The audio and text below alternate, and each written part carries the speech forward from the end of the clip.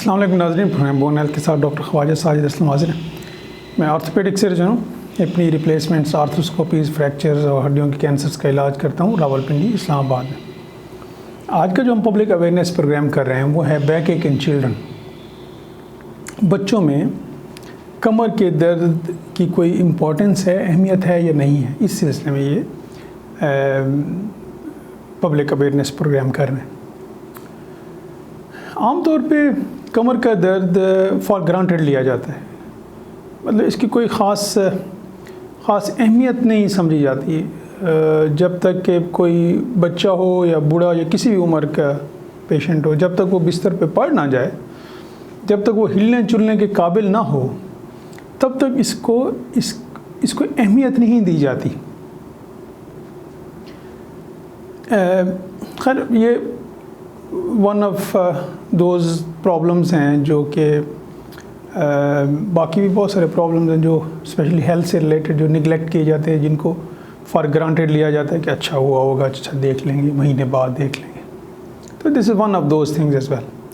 तो ये हम पब्लिक अवेयरनेस प्रोग्राम जो कर रहे हैं, स्पेशली बच्चों में कमर का दर्द, ये बड़ा इम्पोर्टेंट टॉपिक है, इसीलिए इस पर हम ये एक प्रोग्राम कर रहे हैं।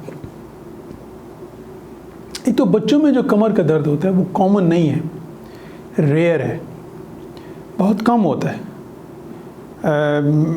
मिडिल एज और ओल्ड एज में ज़्यादा कॉमन है। इसलिए बच्चों में अगर कमर का दर्द हो तो उसको सीरियस लेना चाहिए, बिकॉज़ ये कॉमन नहीं है तो ज़रूर कोई ना कोई मसला होगा, तभी कमर का दर्द होता है। आइडियली जब बच्चा पैदा होता है हॉस्पिटल्स में तो पीडियाट्रिशियन उसको चेक करता है, बच्चों का डॉक्टर जो है वो उसको बर्थ के फ़ौरन, पैदा होने के फ़ौरन बाद चेक करता है। फिर एक चेकअप करता है नेक्स्ट मॉर्निंग में। वो एक जनरलाइज चेकअप होता है जिसमें ये अंदाज़ा करना होता है कि इसको कोई ग्रॉस प्रॉब्लम तो नहीं है, कोई कार्डियोलॉजी का, बोन्स का, लिम्स का कोई बड़ा प्रॉब्लम तो नहीं है। होता है तो फिर वो बच्चों का डॉक्टर उसी सब स्पेशलिटी को रेफ़र कर देता है कि जी हड्डियों वाले डॉक्टर देख लें या कार्डियोलॉजिस्ट देख लें, इस तरह करके। लेकिन कुछ हॉस्पिटल्स में अगर ये मिस हो जाए बाय समहाउ, या कुछ डिलीवरीज घर में हों और पीडियाट्रिशियन उसको चेक ना करे, तो बहुत सारी चीज़ें हड्डियों से रिलेटेड मैं बात कर रहा हूँ, बाकी अदर स्पेशलिटीज़ हैं, हड्डियों से रिलेटेड बहुत सारी चीज़ें फिर मिस हो जाती हैं, जिसमें अगर हम कमर के दर्द से रिलेटेड अगर हम बात कर रहे हैं तो ये स्कोलियोसिस जो है, ये कमर के मोरों का की दरमियान में होता है, लेकिन ये इसकी कर्वेचर जो है वो डिफरेंट होता है। ये चीज़ें मिस हो जाती हैं। और चूँकि बच्चा छोटी उम्र में होता है तो सिर्फ उसकी नैपी चेंज करनी होती है, तो इसलिए वो और ज़्यादा फिर मिस हो जाता है, अनलेस वो चलने की उम्र में हो जाए। तो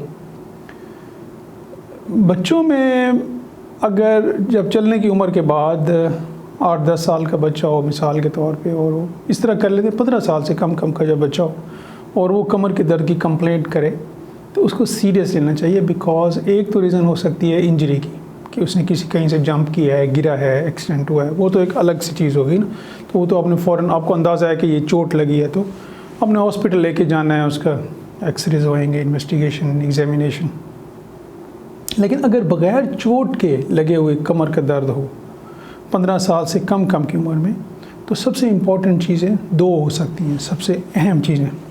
एक इन्फेक्शन हो सकता है डिस्काइटिस, एक इन्फेक्शन हो सकता है, दूसरा ट्यूमर हो सकता है इस उम्र में। तो इसको सीरियस लेना चाहिए। फर्स्ट एग्जामिनेशन है, उसके बाद बड़ी सिंपल सी इन्वेस्टिगेशंस, एक्सरेज होते हैं। एक्सरे पे इन्फेक्शन तो इतना नज़र नहीं आता है, लेकिन बोन की ग्रॉस एबनॉर्मेलिटीज़ नज़र आ जाती हैं। और फिर अगर क्लिनिकल एग्जामिनेशन सजेस्ट करे तो फिर फर्दर ब्लड इन्वेस्टिगेशंस होती हैं, MRI होता है, फिर पता चलता है कि इन्फेक्शन है या कोई कैंसर है या ट्यूमर है। इसलिए इसको इग्नोर नहीं करना चाहिए। जनरली स्पीकिंग आम लोगों के लिए टेक होम मैसेज ये है कि अगर कोई बच्चा कमर के दर्द की कंप्लेंट करता है, 2 हफ्ते से ज़्यादा हो गए हैं उसको, 2 वीक से ज़्यादा पेन की कंप्लेंट करता है और कोई चोट नहीं लगी है उसको, चोट लगी है तो फिर तो फ़ौरन लेके जाएंगे, ज़ाहिर सी बात है।